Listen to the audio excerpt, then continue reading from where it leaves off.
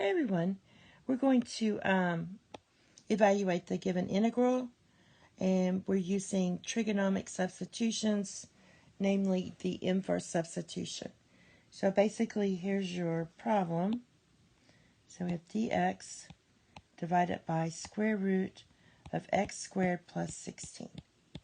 Now what we're going to look at is this piece right here, and we're going to look at this expression and see what it matches to over here. So it matches up to here, except this is written opposite. So this would be x squared plus a squared. So since that's the case, what we have is we want to use this substitution. So we want to let x equal, and the a's need to match. So square root of 16 is 4. So you're going to write 4 tan of theta. And that means we're in intervals of 4 and 1. So we're only on the, that's where our inverse works. So now let's go ahead and do our derivative of x. And that's just going to equal 4 secant squared theta d theta. Now let's simplify this.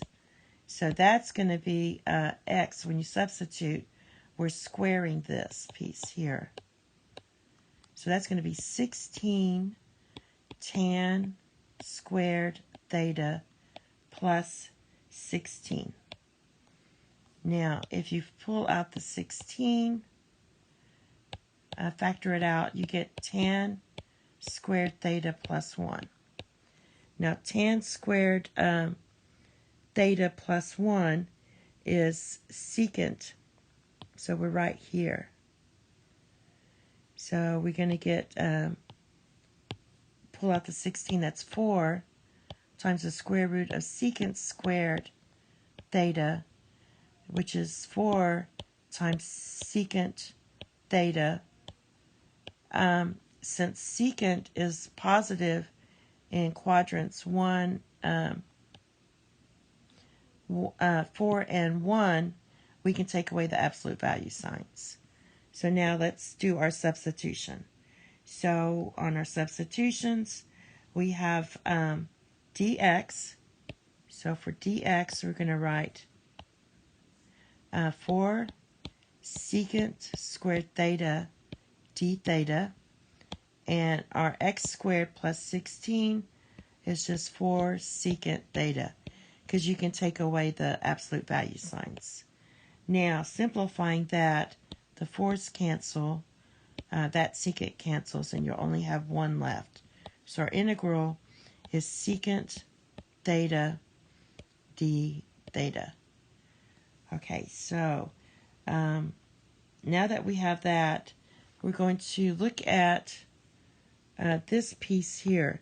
Now, we already showed how the antiderivative of secant x dx is ln of the absolute value of secant x plus tan x plus c. So when you do your antiderivative here, that's just going to equal ln of secant theta plus tan theta plus c.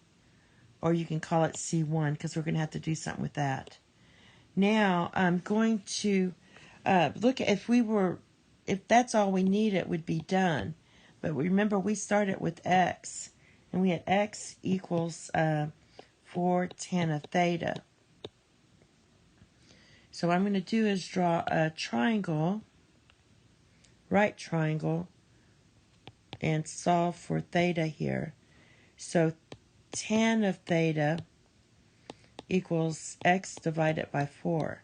And you know tan is opposite, so this is opposite over adjacent. So it's going to be x4.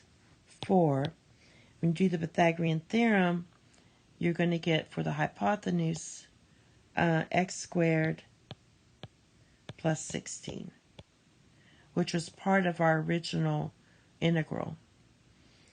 Now that we have that, we can fill in everything. So this is going to be ln. Now secant is basically your hypotenuse over your adjacent. So that's going to be square root of x squared plus 16 divided by 4. And then tan is opposite over adjacent. So that's just going to be x divided by 4 plus c1. Now, simplifying this, we're going to expand this. And if I expand this, this is my plus and my 1/4. So I would have ln of square root of x squared plus 16 plus x minus ln of 4. And that's absolute value, plus c1. So basically what I did is I pulled out the 1/4.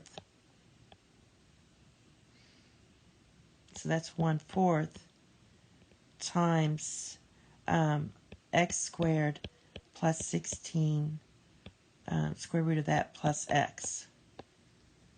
And then I subtracted this because this is a fraction. So I just expanded that a little bit. So finally what you'll have is you'll have ln of x squared plus 16 plus x. And then we don't want c1, we want c. But we're going to let c equal c1 minus ln of 4. Because ln of 4 is a constant. And also we know that square root of x squared plus 16 plus x is going to be positive. So we don't need the absolute value signs anymore. That's it. Thank you. Have a nice day. Bye-bye.